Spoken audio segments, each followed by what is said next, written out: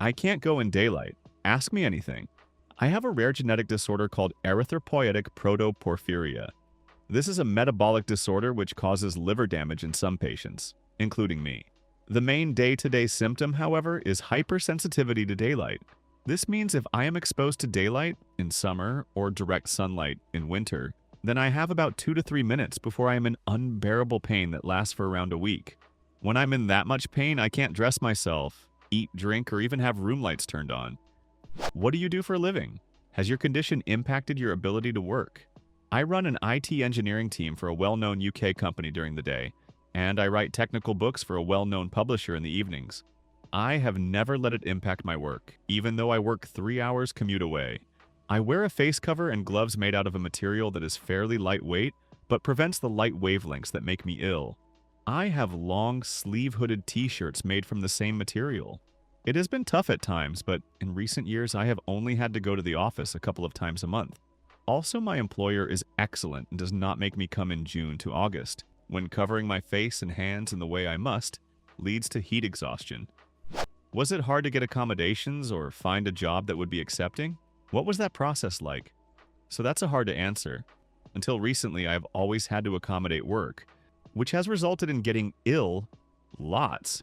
I joined my current employer 8 years ago, and since then I have become even more sensitive, and I have had to ask for accommodations.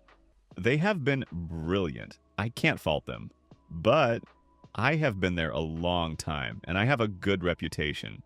They know how hard I work and the value I bring to the company. Having said that, I really don't ever want to change employer because who knows what reactions I would get elsewhere. Outstanding not letting this disease affect your career. Thank you. Are there any ways to manage this condition other than not stepping out? What treatments are available and are you undergoing any of them? The is a treatment called CNES, which gives a minimum of 7 additional minutes in sunlight, which sounds small but would be life-changing, but you can't get it in England because NICE won't pay for it. There is a similar drug from Mitsubishi going through trials at the moment. Next year, I hope Phase 3 trials for a new drug called bitopertin will start. This will be a game changer if it gets approved because it treats the condition instead of the symptoms. This reduces the PPIX buildup in liver and blood. Fingers crossed for that one.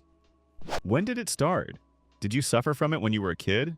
If so, how did school, etc. work? I was diagnosed when I was 2. School was tough, you can imagine. Work has been tricky over the years, but I now have an amazing employer who works with me to enable me to be productive. Have you found ways to function normally despite this? Things like working night shift, grocery shopping at 24-hour places during the wee hours, online banking, etc.?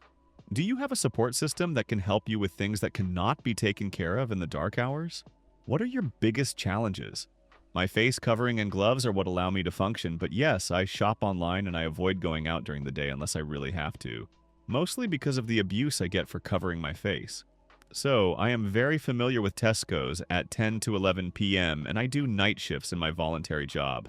Biggest challenge is definitely people's reactions. It grinds you down, makes you not want to leave the house. By abuse, do you mean people calling the cops because they think you're going to rob the place? Well, I have had see it, say it, sort it on trains. But generally, it's random people walking up to you, getting in your face and describing you as female genitalia, etc. Or threatening to known you out, you fucking freak, etc. Spitting at you, laughing historically in your face, that kind of thing. Everybody who asks if you're a bit shy or is it some kind of religious thing, honestly thinks they are the first person to come up with that line. I actually knew someone who had this or the same sensitivity. They had specials clothes they would wear that was basically like a jumpsuits with sweatpants and a hoodie, but the material was specially made for it. They would come out with that hood up, and I remember us being outside for up to an hour. Then when their skin would start to break out in hive and be in pain, he had the one-person hot tub thing he would sit in. If it's the same condition, I'm jealous he could sit in a hot tub. When I'm ill, any form of liquid touching my skin is excruciating to the point of screaming out loud and legs buckling from the pain. Same if anything touches my skin, no matter how gently. Was you the guy from the Photoshop request earlier when you were covered on your holiday in Egypt? How do you manage holidays abroad? What is the hottest country you've been to? Yeah, someone in the comments asked me to do an AMA. Egypt is the hottest country I've been to. I went in January when it was only 23 to 24 degrees Celsius. People treated me much better out there than they do in the UK. But basically, I managed the same way I do here, covering up as I was on the Photoshop post. Normally I do Iceland, Norway, etc., but I have done Malta, Croatia, and a Mediterranean cruise in the past. Got really ill in Malta. Also got really ill in Austria in the summer when I was younger. Have you ever considered moving somewhere that experiences polar night? Parts of Norway, Alaska, etc. They have a longest day which lasts for months. It would have to be 6 months Iceland and 6 months New Zealand, South Island. What kind of hobbies do you have? Are you into any sports or outdoor activities? If so, are you able to find a comfortable way to still do them? I can imagine staying in and reading or playing games or watching TV and movies, etc. is probably the safest thing to do for relaxing and passing time. But I wonder if that would eventually cause cabin fever or depression. So yeah, my hobbies are indoor hobbies mainly. I write books, mess around with computers, play the odd video game, online chess. Reddit is a bit of a new hobby. I do go stir crazy or depressed in the summer, but I counteract this by going for last orders with my partner, doing night shifts at my voluntary job. In autumn-winter, it's much easier and I enjoy eating out and traveling. I avoid hobbies that are regular. For example, I would like to go to a chess club, but I think, what's the point? I'll have to give it up in March. Not being able to step outside, you will feel right at home here on Reddit. Many of us choose to do so and don't have any condition. Jokes aside, so from what I understand in winter you can go outside? Do you do that covered with your special fabric or like anyone else would? In winter, if it was cloudy, could you go outside? In winter, I just wear a normal hoodie. I stay in the shade, but if I need to walk through the sun, I just put my hood over my face and my hands in my sleeves. How do strangers treat you differently when you're covered up? Badly.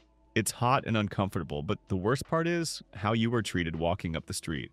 Everything from mothers moving their children behind them or crossing the street to avoid me, right the way through to being spat at and threatened. Twice last week I had people get a few inches from my face and burst out laughing, covering me in their spittle as they did so. I'm so sorry that happened to you. People are so ugly sometimes. I am blind, so understand being treated differently, but it never gets easier. Best I do is try to put it out of my mind quickly and focus on things that make me happy. I have taken to wearing headphones so I can't hear the comments unless they get right in my face, which does happen.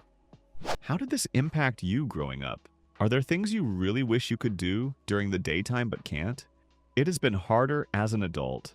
Either that or I'm too old to remember properly. Day-to-day things I just can't, to include playing football in the park with the kids when they were young or sitting in a bear garden with friends. I make myself do most things, but sometimes you just can't face it. Things that are downright impossible usually involve food or drink. And driving. Since you said in a comment that your sister also has this condition, are there any differences between how it manifests for her and for you? Does she deal with it in a different way from you? Do you help each other out with it? She passed away from the condition when she was 23, so I guess it manifested worse for her. The liver damage, anyway. So sorry, but I can't give the proper comparison answer you were looking for, as I was only 7 at the time. Does sunblock help even a bit? Until recently, no, not at all. In the last year or so, some large particle zinc oxide creams have been released, which in theory help somewhat. The trouble is, you sweat or touch your face and suddenly they no longer work, so you can't trust them. Was yours genetic? I have a relative who also has EPP, but no one else in our family has it. Yes, so it is always genetic, but there was no family history before my sister and I. The genetics are complicated. You need 2 different mutations of the same gene. One is common, 1 in 4. The other is very, very rare. Even if both genes meet, there's only a 1 in 4 chance each resulting child will have the condition. Did your parents have difficulty obtaining an accurate diagnosis when you were small? Were they ever accused of child abuse by physicians due to the rarity of the condition? Apologies if that is too personal a question. They were certainly never accused of child abuse. Diagnosis for me was quite easy because my elder sister was already diagnosed. She was diagnosed in the 60s and I don't think it was easy, but I don't know the full story. And I thought being a ginger was a pain in the ass. This one had me literally laughing out loud. Thank you. Thank you very much for watching this video. Write your thoughts in the comments under this video. Don't forget to subscribe to the channel. Stay tuned for new videos in the future.